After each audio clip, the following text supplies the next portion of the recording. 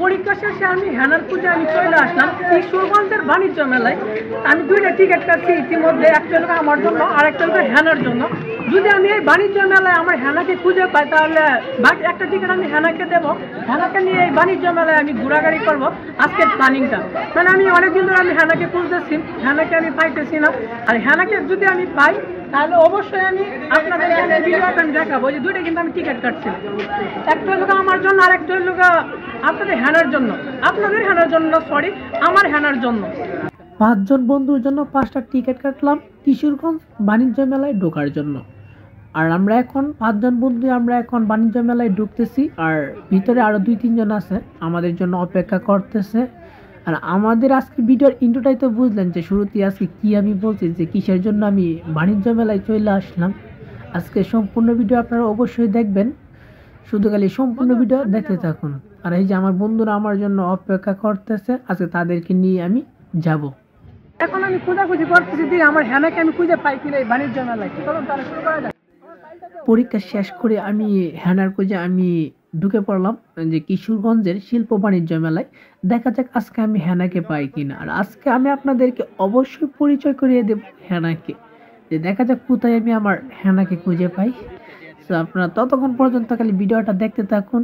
আর আমি যেহেতু বলছি পুরা বাণিজ্য মেলায় আমি আজকে খুঁজবো, দেখবো কোথায় পাওয়া যায় হেনাকে।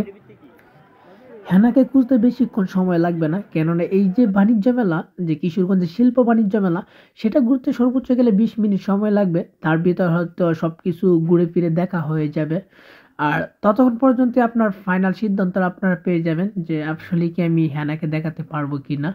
শুধু হেনার অপেক্ষায় থাকলে হবে না, যে বাণিজ্য মেলায় কি কি আছে, কিশোরগঞ্জের বাণিজ্য মেলায় সেগুলোও একটু দেখেন যে আসলে কি কি আছে, বাচ্চাদের জন্য কি আছে, যে আপুদের জন্য কি কি আছে।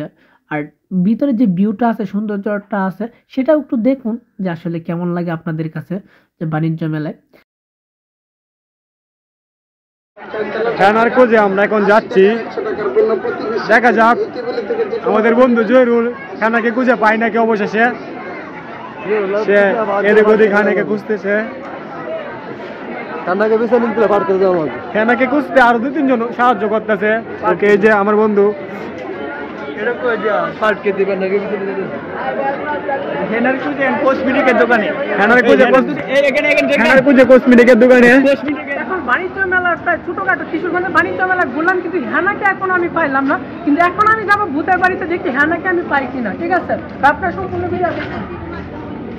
হেনার খুঁজে এখন আমি যাচ্ছি ভূতের বাড়িতে, দেখি ভূতে কি বর কইরা সেখানে কি নিয়ে গেছে কি না। ভূতের বাড়িতে যাইতে 1 থেকে 2 মিনিট সময় লাগবে, ততক্ষণ পর্যন্ত আপনারা ভিডিওটা দেখতে থাকুন। কথা বলতে বলতে চলে আসলাম ভূতের বাড়ির সামনে, যে ব্যানার লাগানো আছে, চলে আসলাম। আর ভিতরে ঢুকে গেলাম ভূতের বাড়িতে। এখানে লাইটিং ছাড়া কোনো কিছু, ভ্যান ছাড়া আর কোনো কিছু নাই। এখানে আমরা 3-4 জন বন্ধু বান্ধব ছাড়া আর কিছুই দেখতেছি না। সবকিছু চিন্তা করে এখন আসলাম নাগরদোলার কাছে। নাগরদোলা যেভাবে ঘুরতেছে সেভাবে হেনাকে খুঁজতে খুঁজতে আমার মাথা ঘুরতেছে। এখন কি আমি বাপ্পারাজের মতো খালে পড়ে রাখি কান্নাকাটি করব? না, একদমই না। চিন্তা করতেছি কি করা যায়। আচ্ছা যাই হোক, ভিডিওটা কেমন লাগলো অবশ্যই কমেন্ট বক্সে জানাবেন।